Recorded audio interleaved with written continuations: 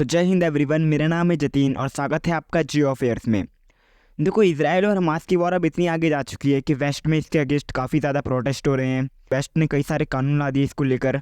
और तो और देखो, अब धीरे धीरे जो मिडिल ईस्ट के साथ इसराइल के रिलेशंस लग रहा था कि इम्प्रूव होने वाले हैं, ये भी नहीं हो रहे हैं। मतलब कि एक तरह से देखो, अभी टर्की है, टर्की ने भी कह दिया है कि वो इसके खिलाफ है।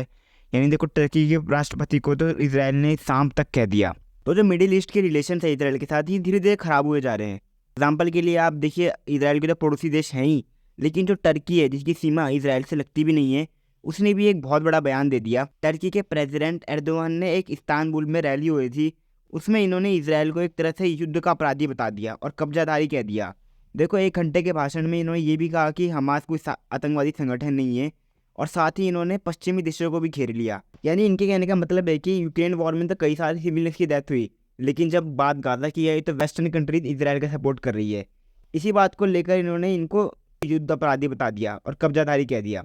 तो इसी के काउंटर में यूनाइटेड नेशन में इसराइल ने कहा कि एर्दोगान एक यहूदी विरोधी है। और देखो, एर्दोगान ने इस तरह की स्टेटमेंट इसलिए भी दी है क्योंकि टर्की है एक मुस्लिम पॉपुलेटेड देश, और टर्की के ऊपर प्रेशर भी था कि इन्हें फिलिस्तीन के सपोर्ट में कुछ करना चाहिए। यहाँ की पब्लिक तो बोल रही थी कि अपनी आर्मी को गाजा में भेजो इसराइल के अगेंस्ट लड़ने के लिए। और फिर इसी को लेकर इन्होंने एक बहुत ही बड़ी रैली करी फिलिस्तीन के सपोर्ट में, जिसमें इन्होंने इसराइल के अगेंस्ट इस तरह की स्टेटमेंट दे दी। तो देखो, धीरे धीरे सारे देश एक दूसरे से रिलेशंस ख़राब कर रहे हैं। टर्की के रिलेशन अब यूएस के साथ भी ख़राब हो सकते हैं, ऐसी पॉसिबिलिटी है। और देखो, इससे सबसे ज़्यादा नुकसान हो रहा है आईएमईसी कॉरिडोर को। देखो, टर्की तो वैसे ही इसके खिलाफ था क्योंकि टर्की को इसमें शामिल नहीं किया गया था, इसीलिए टर्की इसके खिलाफ था। और अभी जो देखो, यूएन में वोटिंग हुई थी कि हमास और इसराइल के बीच जो वॉर हो रहा है उसके बीच सीज फायर हो जाए, उसको लेकर वोटिंग हुई थी। उसमें यूएस ने एक तरह से अगेंस्ट में वोट किया था इसके, कि नहीं, जो इसराइल कर रहा है उसको करने दो।